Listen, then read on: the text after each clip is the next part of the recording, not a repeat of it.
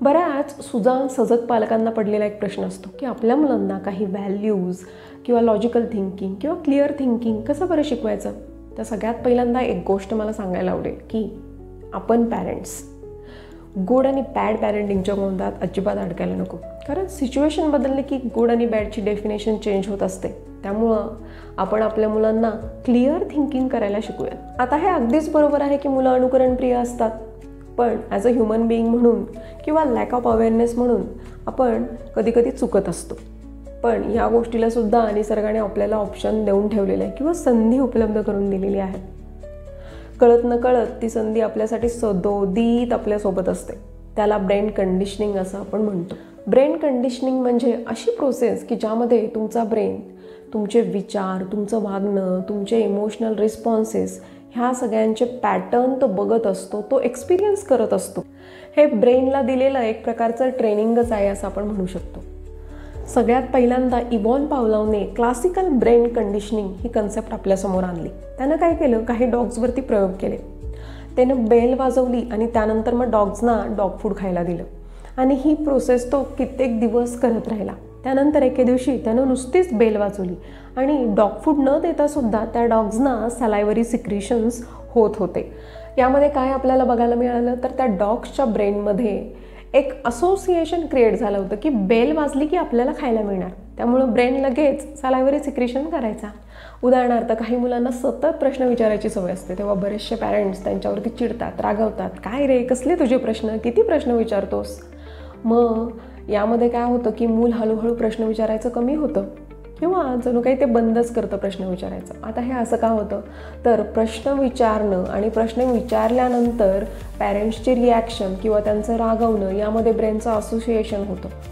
यामध्ये तो प्रश्न विचारायचं बंद करतो कारण त्याची क्युरिओसिटी संपली असं नसतं, तर ब्रेनचं असोसिएशन झाल्यामुळे एक पॅटर्न तयार होतो की मी प्रश्न विचारला की हे रागवणार, त्यापेक्षा आता प्रश्नच विचारायला नको. हे मुलाच्या अगदी नकळत होत असतं बरं का.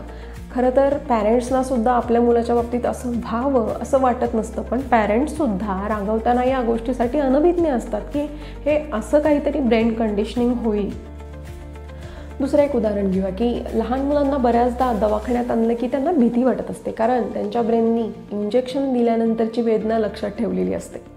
त्यामुळे नुसतं दवाखान्याचं किंवा हॉस्पिटलचं वातावरण बघितलं तरीसुद्धा ते रडायला लागतात. किंवा आपण बऱ्याचदा बघतो की काही अडल्ट्ससुद्धा दवाखान्यात आल्यानंतर त्यांचा BP रेज झालेला आपण बघतो किंवा टॅकिकार्डिया म्हणजेच हृदयाचे ठोके वाढलेले आपल्या लक्षात येते. B.F. स्किनरने ही कन्सेप्ट ऑपरंट ब्रेन कंडिशनिंग याद्वारे पुढे एक्सपांड केली.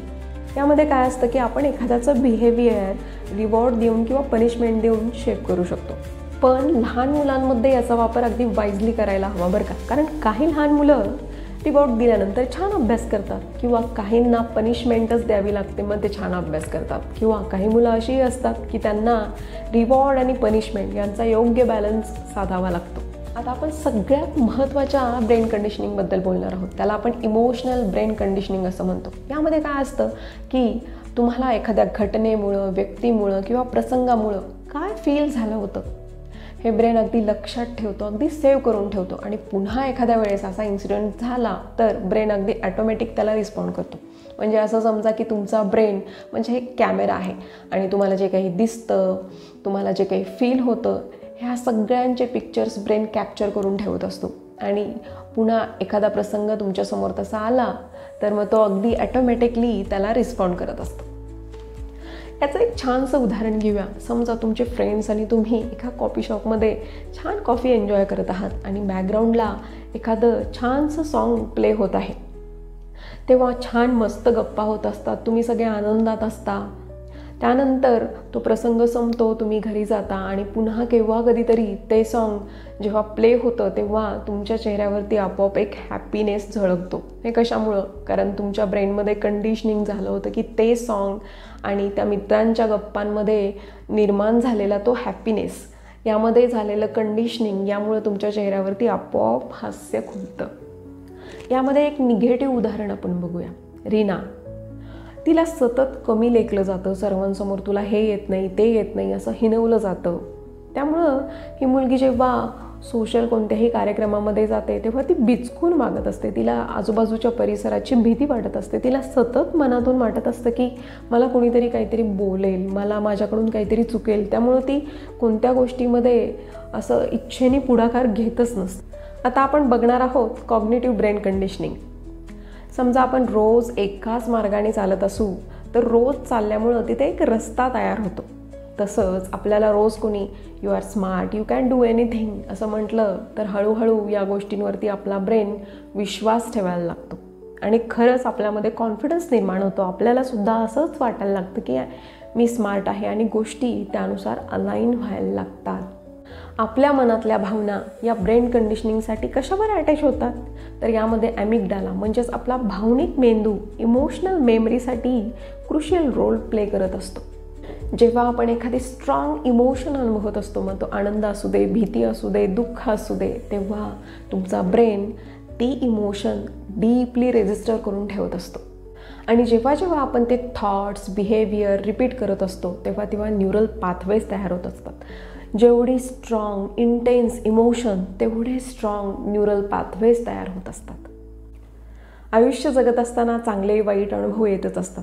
अनुभव चांगले असतील तर काही प्रश्नच नाही, परंतु एखादा वाईट अनुभवसुद्धा काही लोकांच्या बाबतीत त्या लोकांना आयुष्यभर सफर करायला लावणारा असतो. पण there is a good news. Brain conditioning is not a permanent thing. आपला ब्रेन फ्लेक्झिबल आहे, त्यामुळं आपण आपल्या ब्रेनला रिवायर करू शकतो. इथे महत्त्वाचा रोल येतो सेल्फ कंडिशनिंगचा. आपणच आपल्या ब्रेनचं कंडिशनिंग करायचं मेडिटेशनच्याद्वारे, अफर्मेशन्सच्याद्वारे आणि माइंडफुलनेसच्याद्वारे. जेव्हा आपण ब्रेनचं रिवायर करत असताना अफर्मेशन लिहिणार आहोत ना, तेव्हा ही जी एक अफर्मेशन आहे ती तुम्ही आवर्जून फर्स्ट रँकला ठेवा. ती म्हणजे I am okay in front of all and all are okay in front of me. या अफर्मेशनमुळं ना सुपेरियरिटी कॉम्प्लेक्स राहणार आहे ना इन्फिरियरिटी कॉम्प्लेक्स राहणार आहे. मग बाकीचे जे काही तुम्हाला हवे असतील, तुमचे काही ड्रीम्स असतील, त्यानुसार तुम्ही अफर्मेशन बनवा. म्हणजे I am smart, I am confident. Likewise see, our brain is like a clay constantly shaped by experiences, emotions and repetition. आणि तुम्ही जर तुमच्या ब्रेनचं कंट्रोल घेतलं नाही तर someone else definitely will. Because only awareness can set you free. तुम्हाला हा व्हिडिओ व्हॅल्युएबल वाटला असेल तर please subscribe to doctor Sneha's insight. पुढच्या एपिसोडमध्ये सुद्धा आपण ब्रेन कंडिशनिंगच्या इंटरेस्टिंग फॅक्ट्सबद्दल चर्चा करणार आहोत. तोपर्यंत नमस्कार.